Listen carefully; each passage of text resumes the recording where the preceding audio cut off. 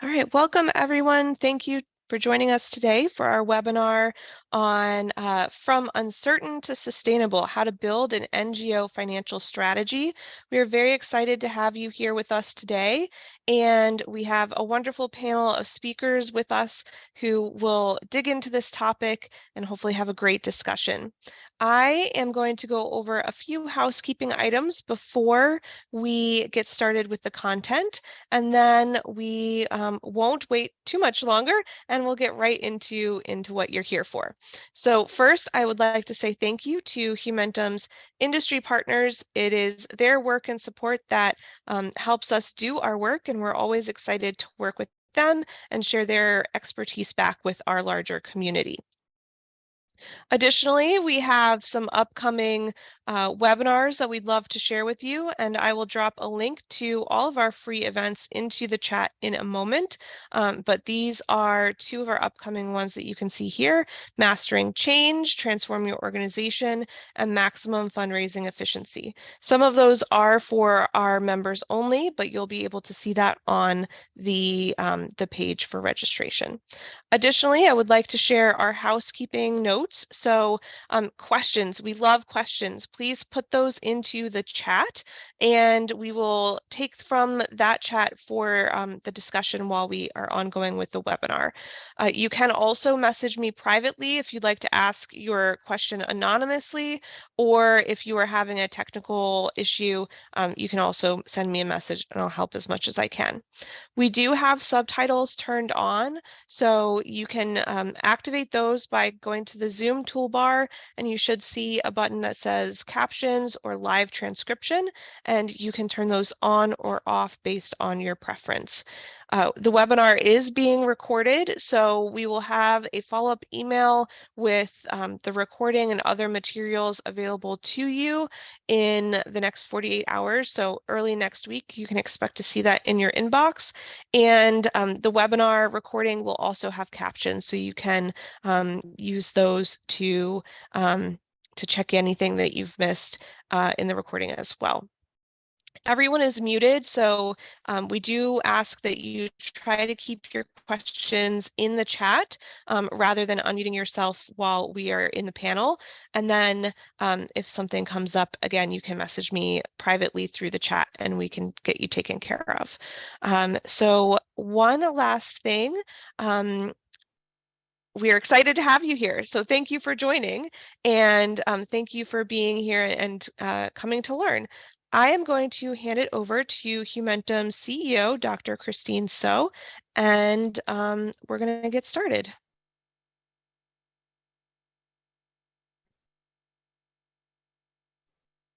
Great. Thank you so much, Jessica, and welcome to everyone. So pleased that you can be here with us today.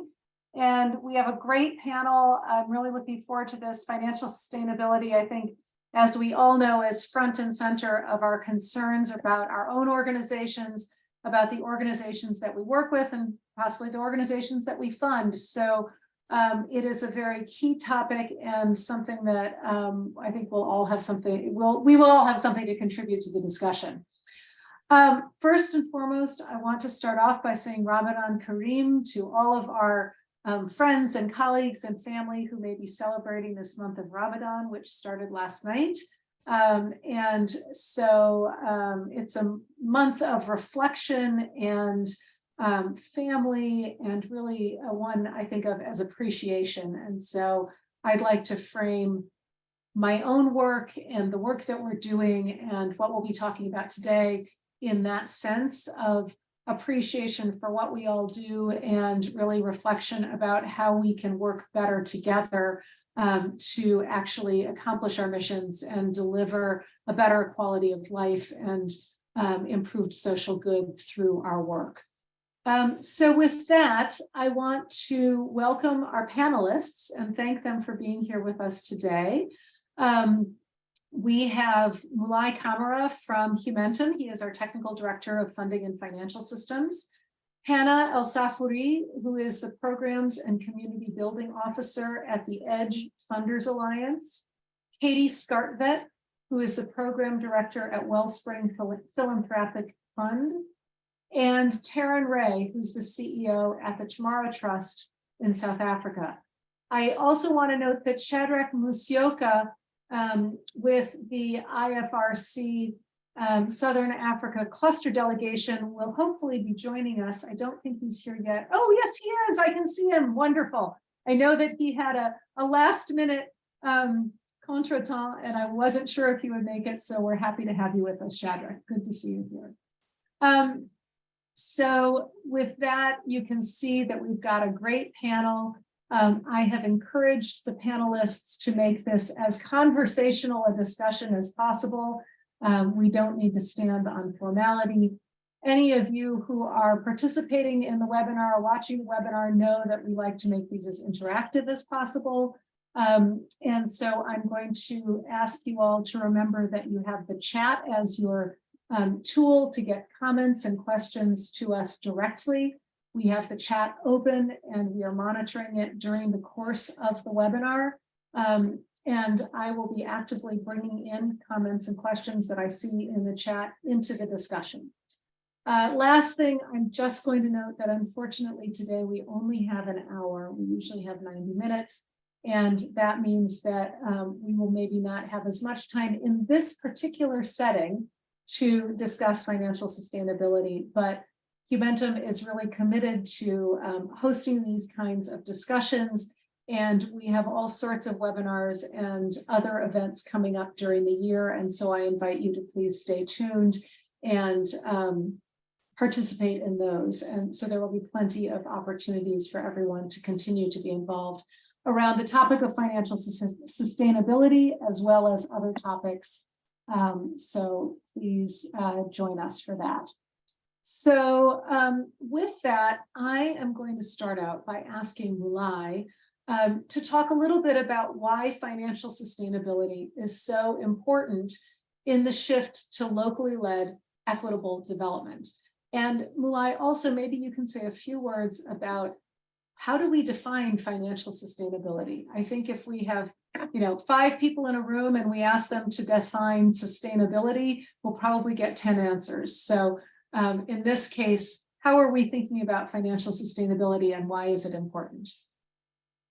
Thank you so much, Christine. I will start by the first part of your question about locally led and equitable development before going to the definition of sustainability. So equitable and locally led development will only happen when organizations exercise autonomy and organize the strategic value of their operational model. The foundational elements of a strategic operating model must be designed to be equitable, resilient, and accountable. This is the Humentum theory of change.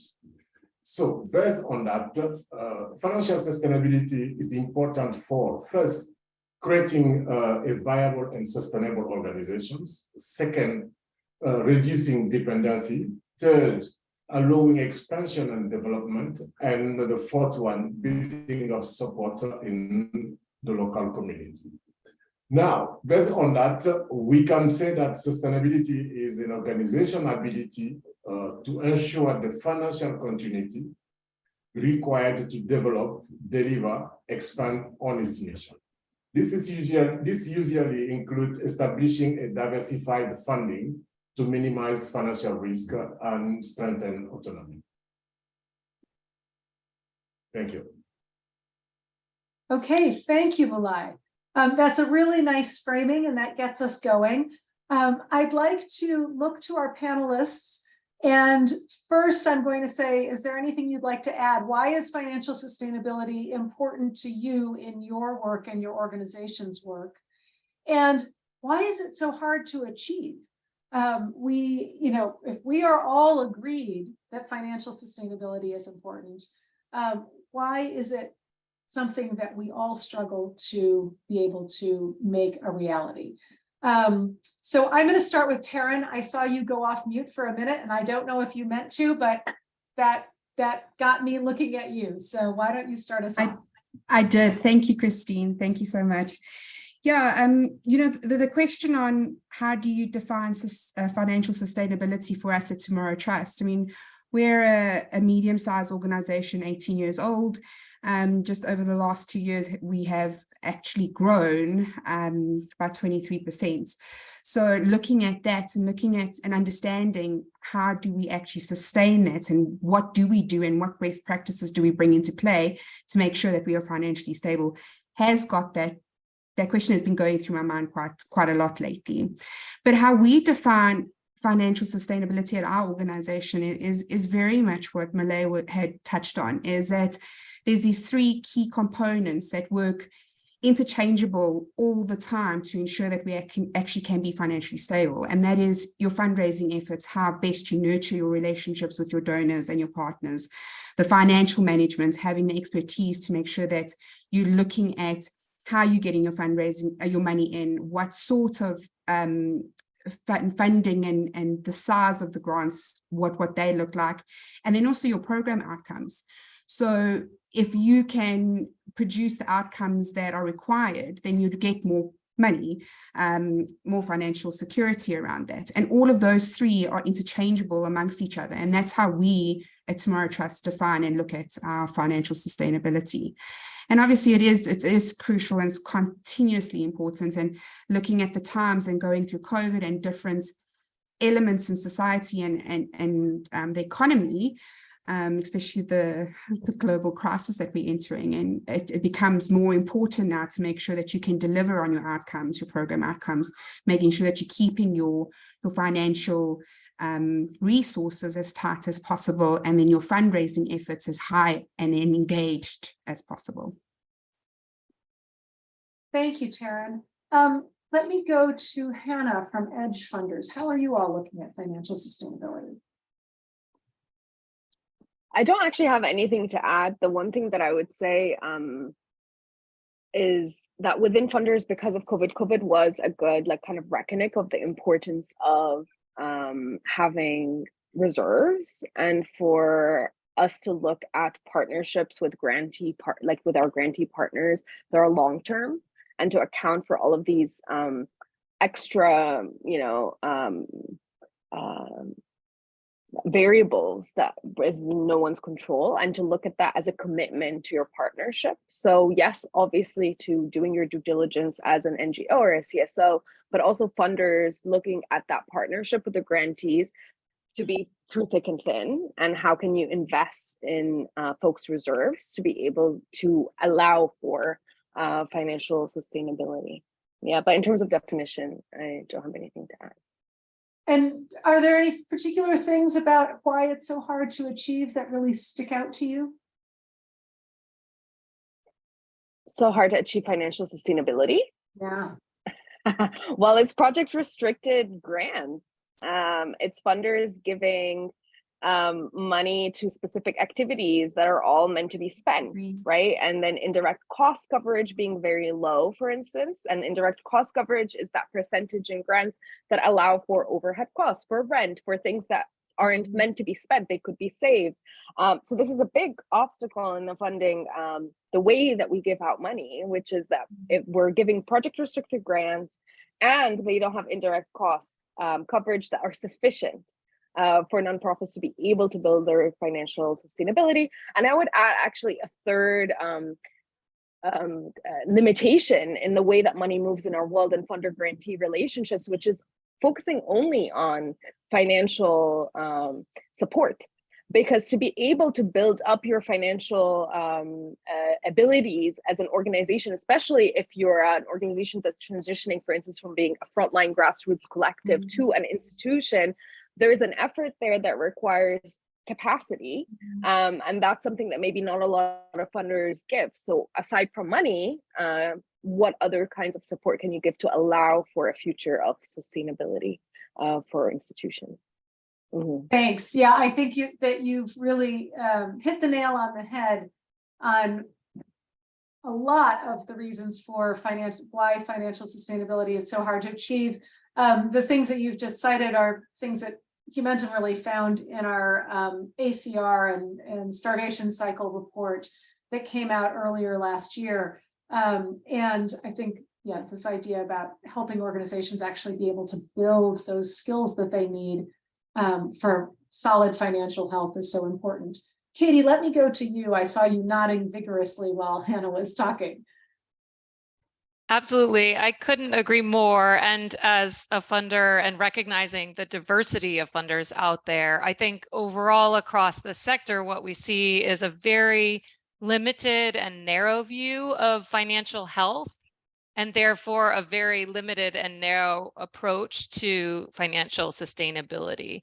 And I think overall with funders, what we see is a focus on scrutinizing, tracking project dollars and cents to just ensure that they're deployed as planned, which is very different from helping build the systems and assets that will make for a strong and impactful organization. So, I mean, I can only speak for myself. We take a fairly broad view of financial health and financial sustainability. And we also recognize that, and the Humentum research actually that you just referenced has demonstrated again and again that the smallest organizations are often least likely to receive flexible grants, and they're the most likely to have higher indirect costs and a need for greater flexibility when they're deploying the funds. And I think you see as organizations grow, there are some economies of scale, although all organizations obviously benefit from having flexible funding that allows them to invest in their organizations overall. But what we see is in the funding world, this process privileges larger organizations as the most likely recipients of funding and prevents smaller organizations from reaching positions of greater sustainability. And so I think that's a major source of the problem overall, is that very narrow view of monitoring dollars and cents as opposed to building systems and financial sustainability. Great, thank you. Shadrach, over to you. From the position that you're in a global federation, how are you all thinking about financial sustainability and the challenges to it? Yeah, I think for us, financial sustainability, we look at it in different perspectives, because there is the view of the donors who give the money, the charity givers. But us who run the organizations that meet and deliver on humanitarian work to the communities, it's not charity, it is business. And therefore, if we are not able to sustain ourselves, we will not be in business. And I think that one of the biggest things that is key for our institutions, the donor and the funding community will always never be fair to us. That's number one, because they will always say that, well, we want our money to go, all of it to go to the community. But you found an healthy institution. How do you maintain that healthy institution that tomorrow you can come and work with us because we have credibility, we have systems in place? And I like what Katie is saying. You know, all these things hold together by also you giving something. So what are we doing? I think we have something that we are encouraging every institution to have, every national society have a core cost. Do you know what your core cost is? What we call admin cost. Then develop a policy on your core cost. So if you have a policy on core cost, once we are developing proposals, we will tell you, yes, we're gonna work, but this work is not for free. This institution is stable because you found it stable because it's been made sustainable because we have our own policies in place. And we require 5, 6, 10%, 15% of these resources to be retained within the organization for self-sustaining. So that's number one that we need to do. Secondly, I think we need to look at the institution itself. How is our leadership? Is it progressive? Is it aware of the dynamics of the globe? For example, now we had COVID before we even got out of COVID. We had the war in Ukraine before we got out of that. We have recessions and economies that are suffering. I mean, so all of these things are coming together, but everyone expects the humanitarian organizations to deliver on the outcomes, because most humanitarian work is about the outcomes of the things that have been done by governments and the global institutions. So we have governance leadership that needs to be strategic. You cannot have an organization that keeps on paying rent.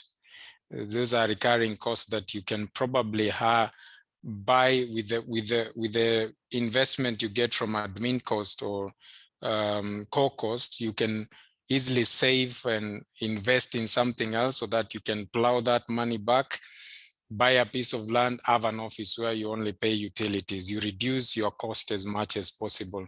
So I think we look at it as leadership. We have 4 pillars that we look at. So we look at leadership development, a leadership that has a vision, that believes that we have an institution to run, not just waiting for what we get from the donors, but also how can we mobilize resources locally. We can have membership of people who give R1 a day or something like that, or whatever it comes. Then we need to have a finance development system in place. We need to have to empower our communities, the people where we deliver our work with. So if we work through branches, the branches need to be well held, well informed, well trained. If we work through volunteers, they need to have all of these things, and also safety and security. And then the final one is we keep looking from outside. But those who have been very keen, you'll notice that the amount of money that was given to Ukraine for the war compared to what we've been receiving maybe when we have conflicts in Africa, it's a drop in the ocean. What we've been receiving and what they have been received, Ukraine and the whole crisis in Ukraine has received. That tells you we have a responsibility as Africans and in this part of the continent to look into ourselves and say, we have resources. How can we, change them or transform them to be income for ourselves? So domestic resource mobilization is one of the tools that we are talking to each other. What are the tools in place that we can develop to bring in the resources from within instead of looking from the global West? So I think I'll stop here, Christine. Over. All right, thank you so much. Yeah, I love that you were bringing in ideas that are wider than this narrow definition of financial sustainability. The mentioning of leadership development, of organizations starting to position themselves for what they need rather than what they are receiving. And I think that is very much in keeping with what we've been seeing reflected in the research and the work that Humentum has been doing. So what steps, if a lot of this, if let's say most of this is coming from asymmetric power between funders and grantees, what steps can funders take now to change the way that they're working? And why aren't they taking these steps? So I'm going to go back to Katie first, because I know you're doing a lot of thinking about this. And I will say, I think you all are ahead of the curve on this, so I'd love to hear from you. Sure. Thank you so much. I mean, I can't comment on behalf of other funders, but what I've seen across the sector is there continues to be a lack of true partnership.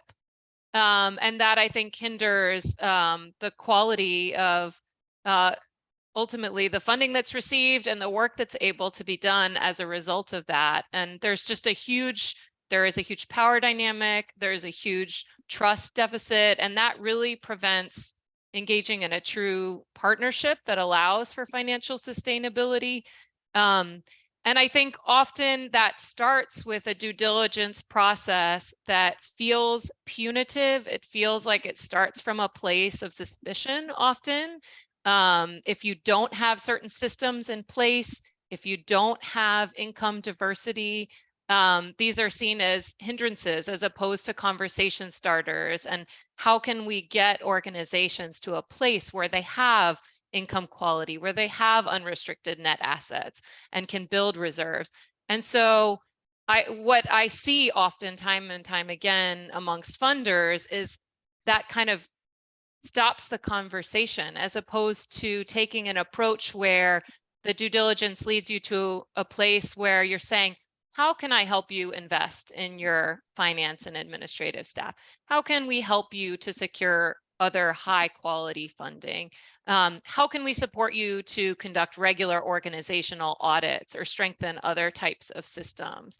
And can we provide capacity building or coaching support to allow those things to happen? Again, recognizing that oftentimes it's the smallest organizations that don't have access to the resources that would allow them to build those assets in the first place.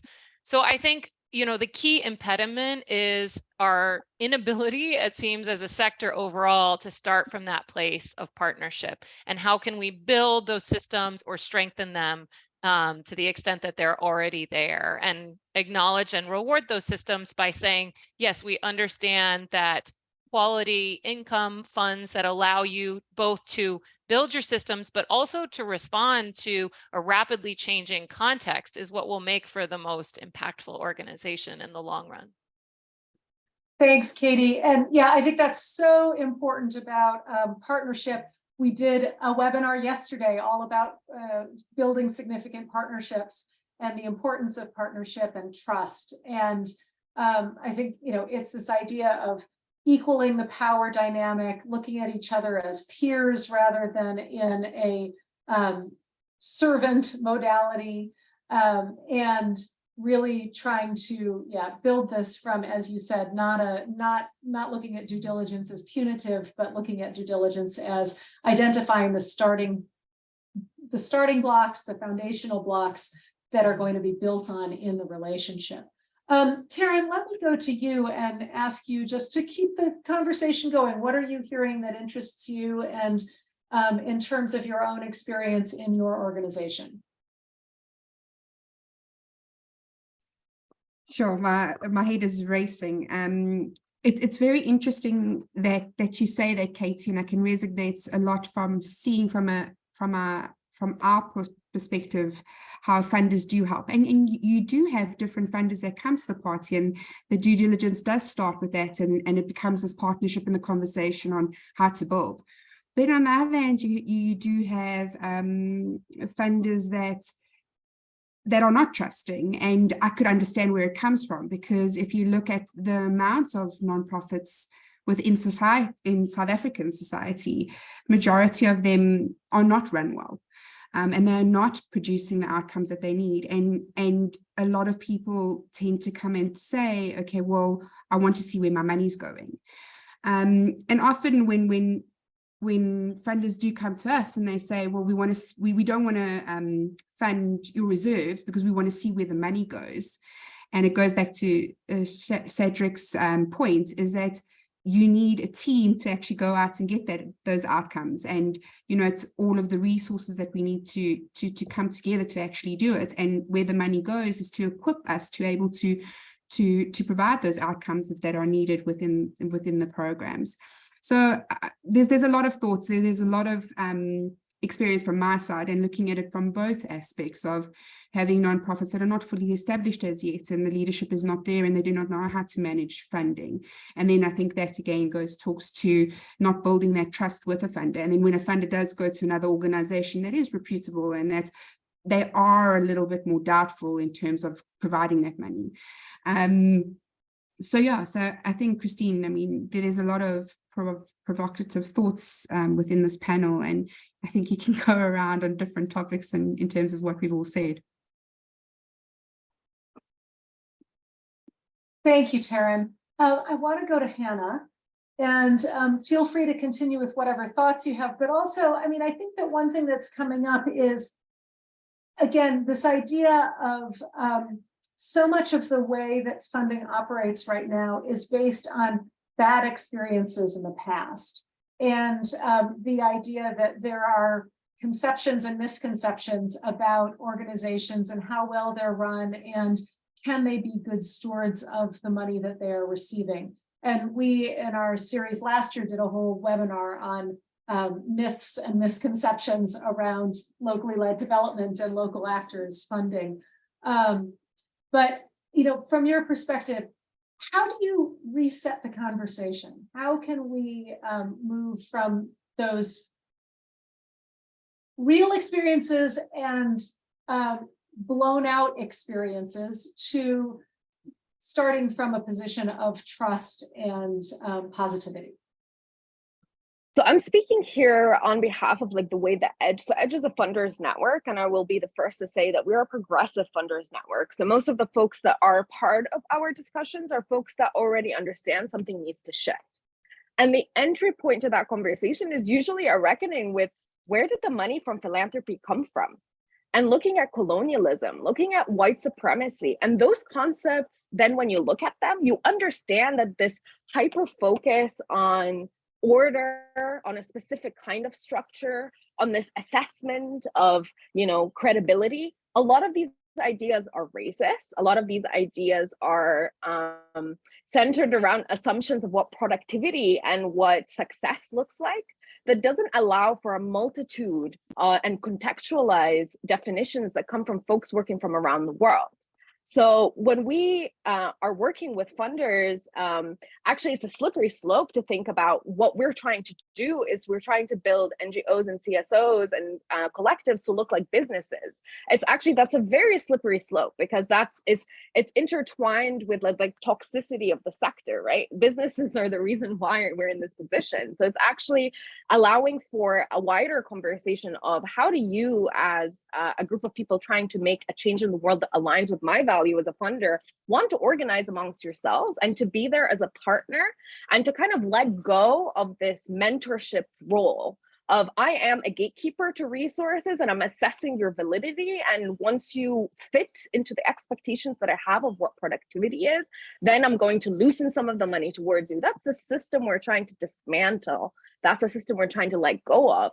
So I understand why thinking about how to play the game while it's still there is important, right? Because you want to have access to money, but I'm hoping to also comfort folks on this call that might not have the intention to ever be a business-like group institution, right? Because that's not the end goal. That's not the only way, right? And philanthropy needs to keep up with that diversity in ways that people enact change and to be able to still support and move money.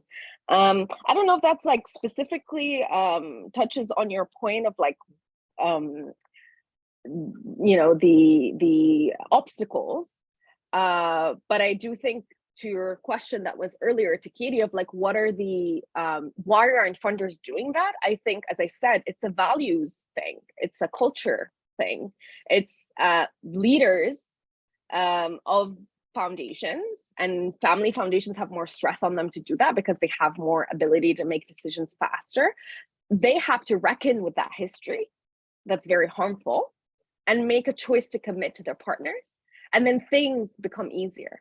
I will invite you to look at Funding for Real Change, which is a project that Edge does. We have case studies that are being released. We only have one now, but 4 more are coming, where we exactly delve into that. How did foundations create that shift in policies internally to be able to move towards more flexibility? And by far, every interview said, it's leadership buy-in. It's our boards, our CEOs that decided this is how we're going to do it, and investing in their teams to be able to get them to understand that value. It's simple. It just needs that conviction, right? And cultural shift. Simple and hard, both. So great, thank you. Yes. Diluting.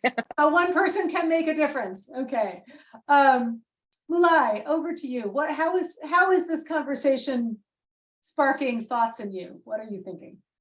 Yeah, thank you, Christine. I want to build up on what Anna and Terry said. For me, the hardest parts of the transformation are decentralizing and democratizing resources and decision-making to a more diverse set of entity, actors, and institutions.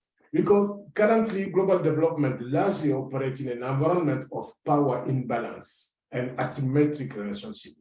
You have the power of people, power of money and access, power to set the agenda, power of knowledge, and positional power. And this power are visible, invisible, and hidden.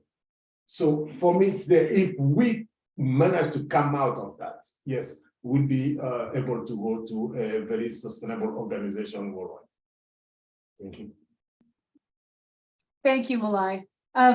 Shadrach, over to you. Where is this leading you to in your thinking? Yeah, I will pick one question that I saw that Sarah asked me specifically on the point that internal domestic fundraising, what resources and technical assistance have they identified to develop local resources, mobilization, plans, visible, etc. This isn't easy. I will tell you for sure it's not. I've been in an organization where we had branches, and the branches are like townships where we have well-organized people who come together.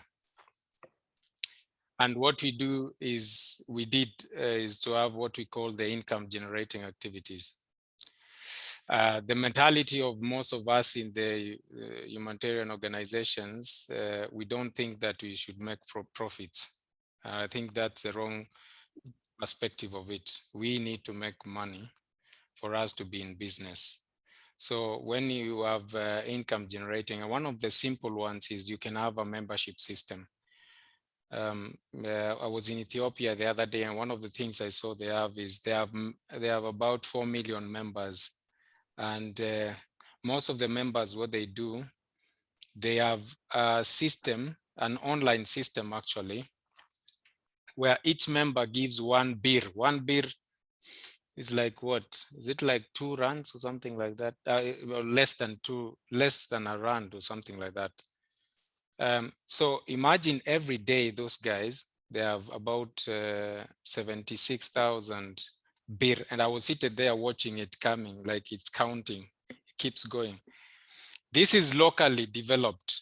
It's about their own members who decide, okay, in their own membership engagement meetings, they decide, okay, we're going to give 1 beer. That's number one.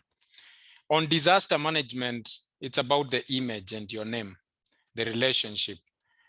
When I was studying, they used to tell us in college that if it was, I think it's company law, they used to say, if you know about a tender the day it comes out, you're already out of it. So if you're going to apply for funding the day you see it online, then we have a problem. You might get it, and most of us do get it, but it means that we need to build a relationship with Katie and the rest of the funders way before we are able to sit down and discuss these things. So we need to look into ourselves and look at the local opportunities. When I say income generating, you go to a community that does tea farming.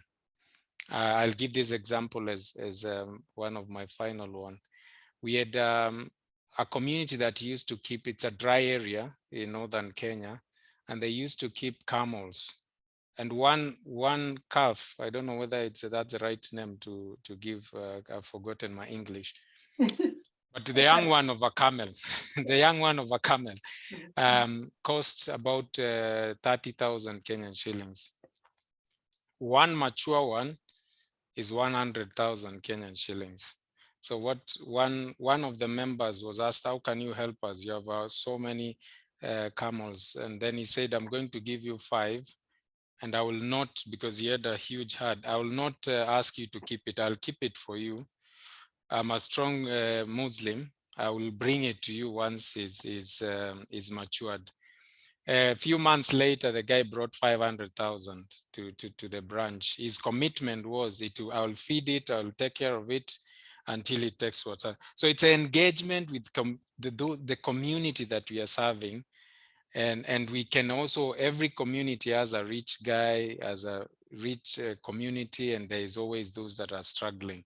Have we reached out to the two? Because somebody also in the chat said we need money to make money and to do what we need to do, and that means then we have to be the Robin Hood. You get money from the rich, and you strengthen yourself as an institution by keeping good relationship and good and healthy institution, which does its audits, his systems are in place, so that the rich guy can see that, okay, we can work with so and so. And then now you have to be also credible by taking what has been meant for the poor or for the, let me not use the poor, the needy, with the needs, that you meet them with the money that has been given. Then you have to find that balance in between sustainability. Finally, we have something we call national society development in emergencies. There is a tendency, because there is an emergency, everything that comes, we channel it. Let's assume that everyone brings food items and we have to take to the people. You have volunteers to feed, they need transport, they need to call, you need to organize all these logistical things. You need to have someone else or some reserve somewhere to do all those things, to ensure that whatever everyone brings goes. But because the situation is not always like that, those that bring the things, they need to be given the cost of also doing the moving from where we are to where the community is, and the procedure of registration. You need someone, human resource, to actually do these kind of things. So you need to think about your progressive development, your sustainability, even during emergencies. And when I say this, I think the Red Cross is very well aware of this, because we've been in crisis and responding to crisis for many years. And therefore, we've learned that we need to ensure that we don't leave the institution weaker just because it's an emergency, and then tomorrow it's required. So we need to leave it as the way we found it, or even more stronger, because of the skills and everything that comes with it. So the admin cost, the core cost calculation of every institution is very important. And once you have a policy, once people come and donors, you tell them, this is our policy for operation, so that we can be able to plow something and leave ourselves stronger. Thank you. Yeah, thank you. Just great examples. And it really, I think what you were talking about really goes to the heart of what it means to be building trust between partner organizations, and the idea of working in a peer-to-peer setting, even if there are different modalities of power. It doesn't have to be a power imbalance that is a negative imbalance. We got a question or comment in the chat around the idea that project funding cycles are inherently they handicap the way that we can actually work by putting artificial timelines around the work that we do. And I think that what you've been talking about, Shadrach, and that we've been getting to around, trust, if we think about longer term funding and initiatives and building partnership, rather than having time-bound projects where we say, in these 3 years, we are going to get this done and then it ends. That is an example of how we shift from one modality of working to another. Christine, I wanted to say one thing about the power. I forgot that point. We should present ourselves as the power brokers. Say more. And what I mean, it's exactly what you've said. So we should be the power brokers, and I don't like using this term, but I'll use this. We should be the middlemen.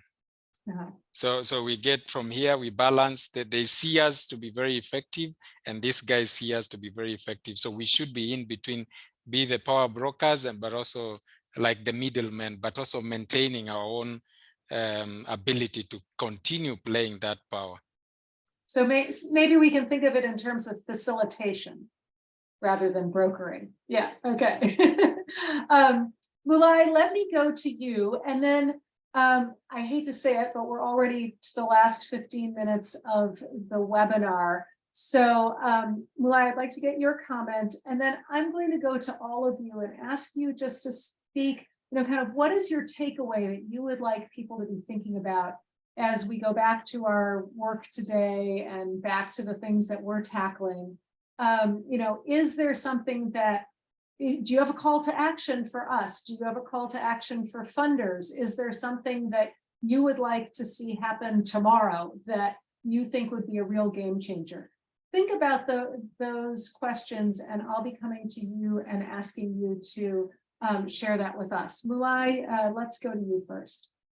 Okay, thank you, Christine. I will make a link between your previous question about how is it hard, why is it hard to achieve it? to the call of action. From a point of view, it's hard to achieve because organizations and their partners do not invest necessary resources to ask themselves and respond to 3 strategic questions that help them to develop and implement a financing strategy. And these questions are, where are we now? Organizations have to do the financial analysis of themselves. Okay. They have to do the SWOT, the risk analysis, the financial situation they are, and also their stakeholders analysis. That is linked to what Shadrach said. To talk about locally resource mobilization, you have to know them. Where are they? What they are capable of? The second question is, where do we want to go? Organizations have to define clearly what their desired funding mix. Today, if they have, let's say, 90% of unrestricted fund, based on the analysis they will do, they will find out how they can go from 90 to 50% of restricted fund. That will help them to fix their target in terms of reserve. So if they have the response to these 2 questions, the last question is, how will they get there to be financially sustainable? That means they need financing policies. They have to develop income policy. They have to develop the core cost policy like Shadrach was saying. All these policies then will help them to develop a financing strategy. So this is not something very complicated. Humantum have developed a product which can help organizations to achieve that. And within 3 to 6 months, by taking these courses of consultancy, they will be able to come out with the response to this question and their financing strategy. From there, they will develop a fundraising strategy that is adapted to their local context, because it has to start there instead of looking outside. Thank you, Chris. Thank you, Bulai. I'm right on time. You all may have heard my alarm going off to say it's time to transition to those last comments. So this has been a great discussion. I will just note that we've got a comment in the chat around funders these days put so much emphasis on results-based management. Therefore, organizations pursuing results at all cost may end up weakening themselves. And I think that this whole area around results-based management is a really, really interesting one. And I'm going to suggest to our team that we perhaps do a future event around results-based management, because I think that we're hearing some very positive things and ideas around it, but also some very negative ones. So I just wanted to acknowledge that comment before we go into our final thoughts from speakers. Thank you, everybody who has put something into the chat. Just a reminder that you can still be adding things into the chat. We will be sharing what we've got there. We'll be sharing the recording of this webinar. And so this is very much a conversation that continues. So with that, and I'm going to go just in order on my screen. So I'm going to start with Taryn. Give us your parting thought, please.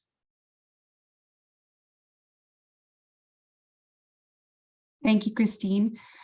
I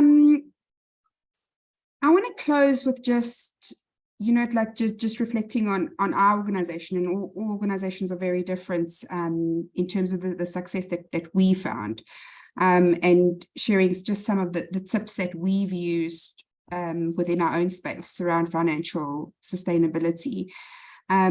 We've looked at keeping our pool of funders small, but diverse. Our average grantee is about 300,000 Rand, South African rands.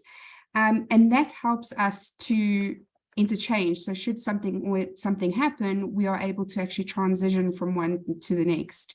So keeping that quite diverse and making sure that we have ample partners that come on board.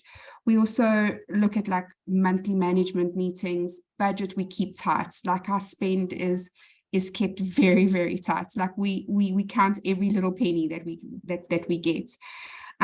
forecasting and making sure that we understand where our money is coming from. Exactly what Malay had mentioned is understanding that space and being okay to actually look into your organization and reflect on where are you at currently and where are you going and where do you want to go, and dreaming big and having those goals put aside and trying to be as creative as possible around financial sustainability, whether that is looking at different programming from the membership fees that has been mentioned, to trying to figure out different ways of bringing in various incomes.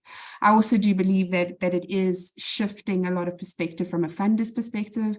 I would urge funders to look at, once they do their due diligence, is look at mentoring organizations and saying that, you know, this is more than just an organization that needs the money to make sure that they get their objectives done, but how can we actually give them positive or constructive feedback so they can actually grow?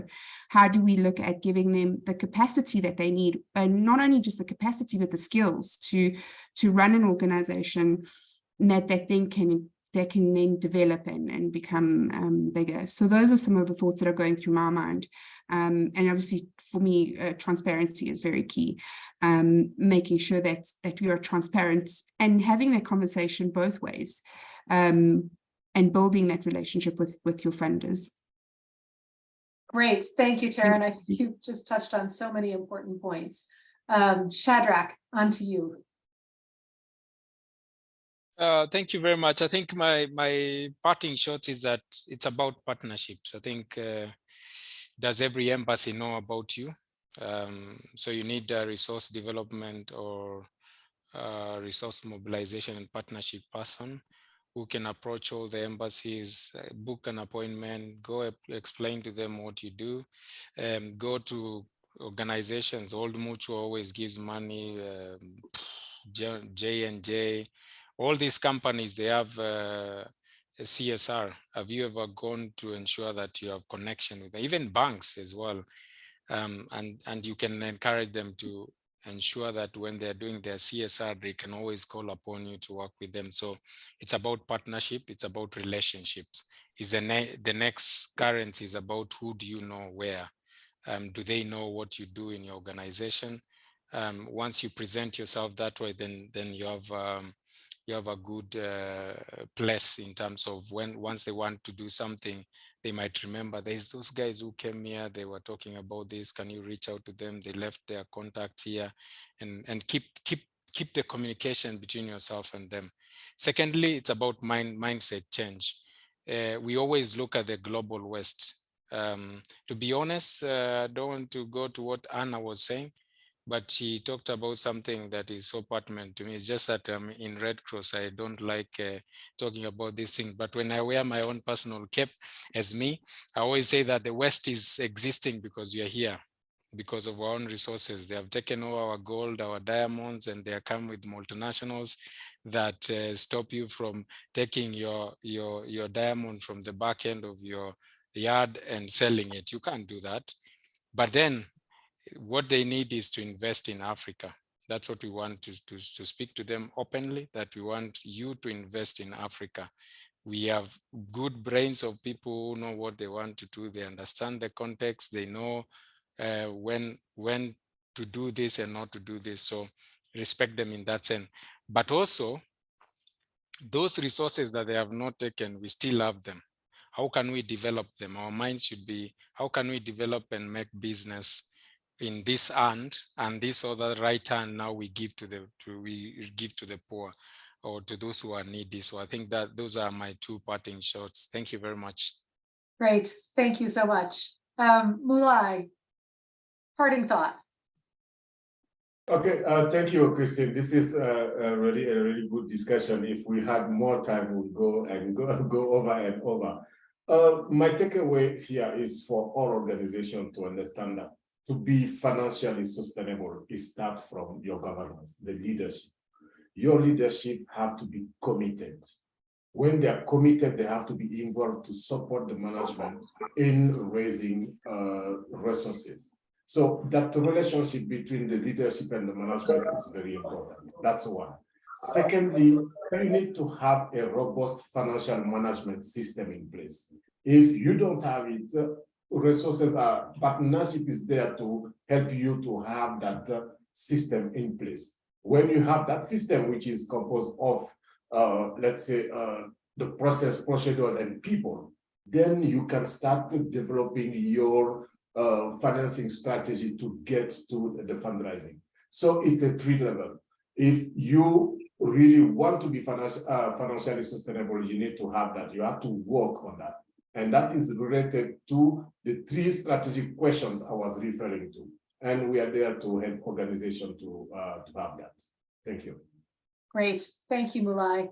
Katie, what is your parting thought? Sure, thanks. And I couldn't agree more with Mulai's comment just about local context and thinking very carefully about what the right model is for an organization in terms of financial sustainability. There's a huge amount of diversity in terms of what's possible, what an organization feels is most strategic for them in terms of achieving financial sustainability. So there's not a one size fits all, and funders shouldn't try to impose that. I think the other thing, looking at the connections that we've been talking about related to financial sustainability and accountability, I hope that funders will shift from a mindset whereby every dollar and every grant is a situation where organizations are accounting to the funders, and instead think about a situation where organizations are accountable to communities and the constituencies they serve. And that is a huge problem that funders have frankly perpetuated. And so just looking at the role that funders play in preventing financial sustainability, I think we all want to get to a place where we're working together to build strong organizations that can actually serve the communities on behalf of their mission. Great. Thank you so much, Katie. And Hannah. Yeah, thank you all for this. I'm trying to think of what else I'd like to say. I think I'll hammer in my point a little bit more of saying that the current system is not okay. And the way that money is gatekept is not okay. And the way that folks are doing amazing work on the ground and this loops and obstacles they have to jump through to be able to access resources that is needed for their impactful work is not okay. And the immediate thing that funders can do is to start their journey towards flexibility, because flexibility intersects with everything that we've talked about in terms of trust, partnership, commitment. To be able to be flexible, you need to have these conversations, right? And to commit to a partnership with folks that are doing amazing work on the ground. And in that flexibility, there's also a letting go of power, right? So it's for funders to be able to say, we trust you and what you do, and here's the resources to allow you to do it, even if I don't understand it. And that's really key. Like, funders don't need to understand everything that you're doing. There's no need for this centralization of like the donor's understanding of the work, right? It could be also just about moving money at the center of it. And then the last thing I would say is the importance of systemic thinking or movement-wide thinking.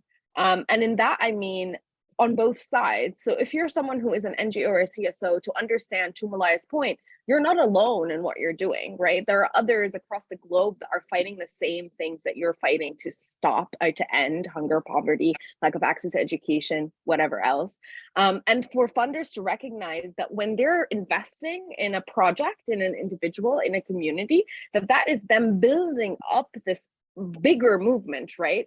So for things to be slower, because social change is slow, so for things to be contextualized under that, to allow for the impact, what we're measuring as impact is not necessarily projects, it's that flourishing of that movement at that system across the globe. So for money, therefore, to allow for the slowness of that change. I'll stop there since we're at an hour. So yeah.